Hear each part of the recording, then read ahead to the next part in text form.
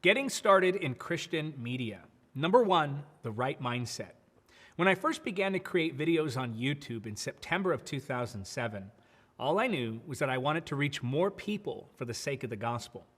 I was the cameraman, the editor, the preacher, and the one who uploaded the videos. Sometimes, when preaching at a church or youth camp, I would enlist the help of a friend who would record me preaching. I would then take the footage and spend hours learning to edit.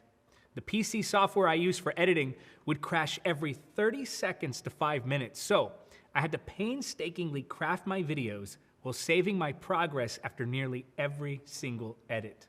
When I would finally post, the videos would get 20, 30, 100, and if I did really well, maybe 300 views. From September of 2007 to September of 2009, I gained a grand total of 20 subscribers.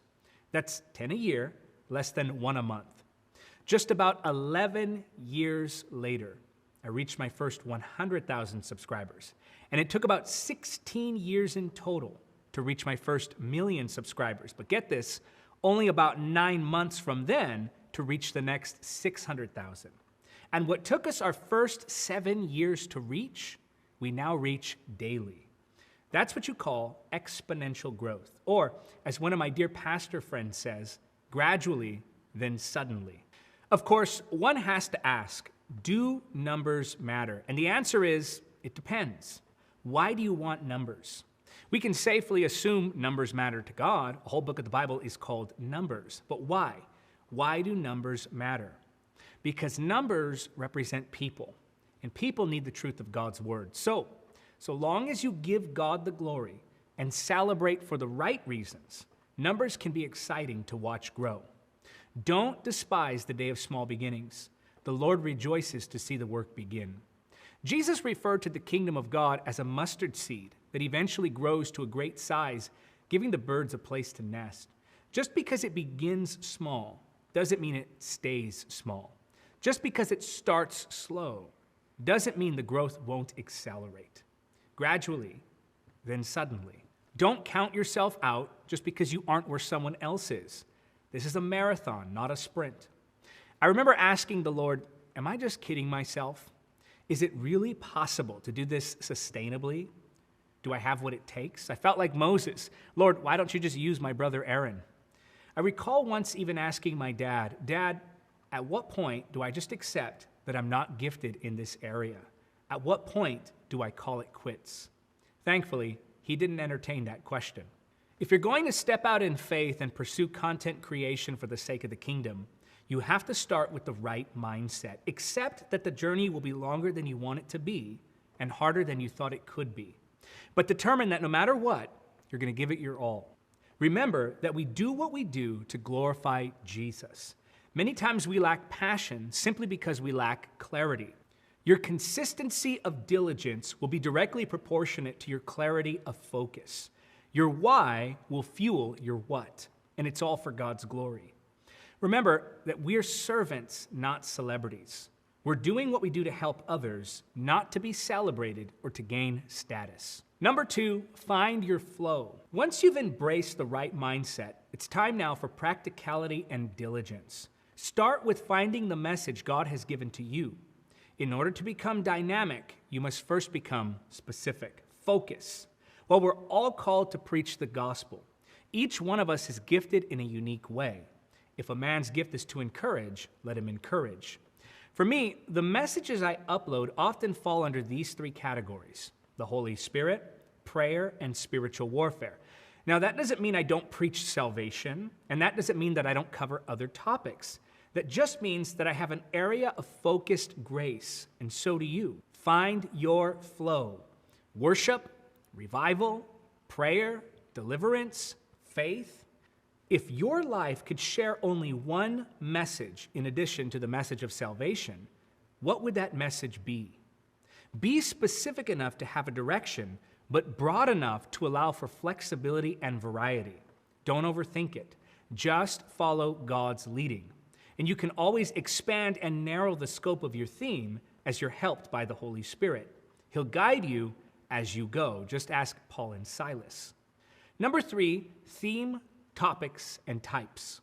Once you've found your flow in terms of your theme, you can now begin to work on topics. For example, if your channel theme is the supernatural, you could cover topics like miracles, faith, and healing.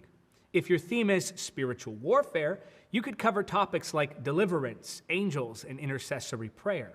Don't imagine this to be too rigid. You just need to find a general focus for your content.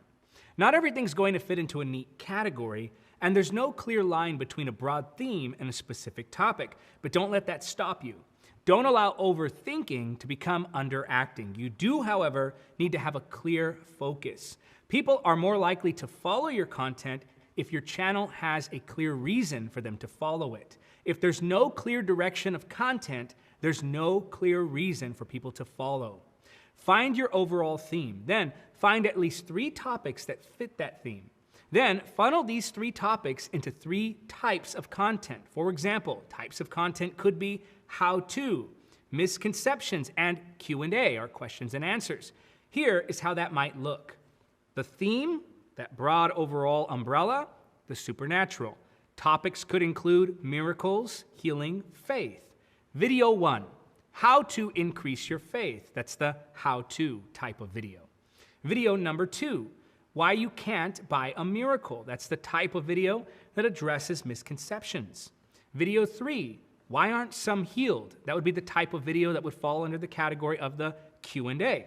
Now, of course, you could add other types of content too, like lists, stories, studies, etc. The idea is simple: theme plus topics plus video types, or the supernatural, theme, topic, faith, type, how-to. And then you can mix and match these and even continue to add more types of video in which you present your topics, and all under your channel theme. Have you ever attempted to create content only to not be able to deliver? Maybe you set up the camera and lights, you sat down, stared at the lens, and then froze. This happens primarily because we don't have a clear direction. Once you know what you want to say and how you want to say it, the rest flows a little more easily, though still not without diligence. Take your theme, your topic, and your chosen video type, and then write notes or create an outline. Go over said references, and then it's time to record.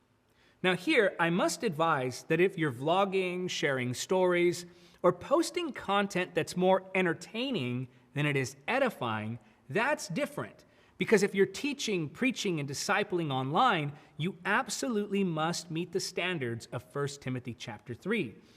Far too many skip the process and go right to the platform because social media allows you to seemingly bypass that process. But whether you're presenting to entertain, to minister, or to inform, you, as a potentially public figure, need to consider the implications of your testimony. Accountability, spiritual headship, and solid Christian friends are key for the journey ahead. Number 4, make a schedule. It's at this point that your excitement must begin to turn into action. But passion cannot become productivity without structure.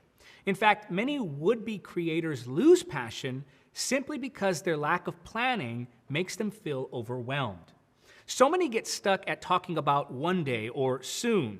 This is why I constantly tell myself, just do the next thing and figure out the next step when you get there.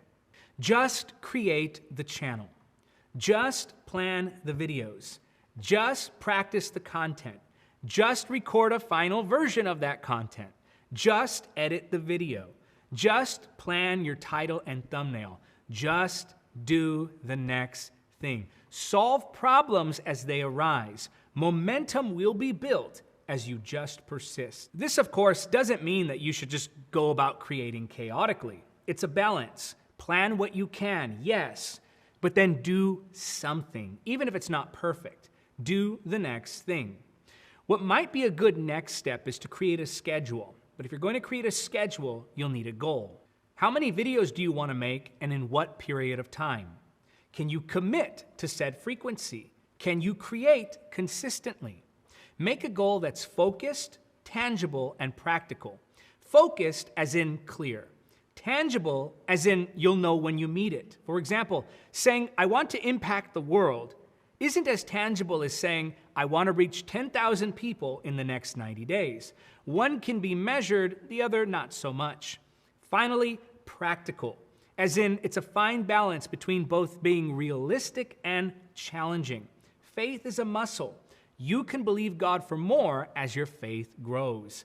Faith will always reach for what is just outside of its reach.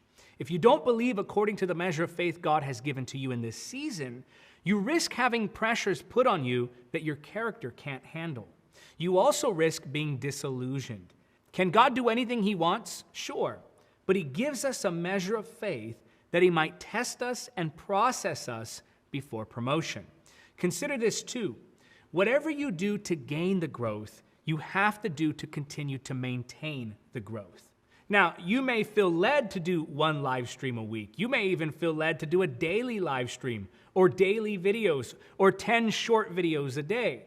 But just remember that if you decide to stop once you start, you will see a dip. So be careful what you decide to start with. Can you change it later? Yes, of course. But it's much less pressure to add more content than it is to have to take some away. Taking everything we've learned at this point, you can ask yourself some key questions that will help you to determine next steps in terms of your schedule. Number 5, do something. So you believe that God has called you to do this. You have a good Christian testimony. You meet the standards of 1 Timothy chapter 3, and you have your theme, topics, and types.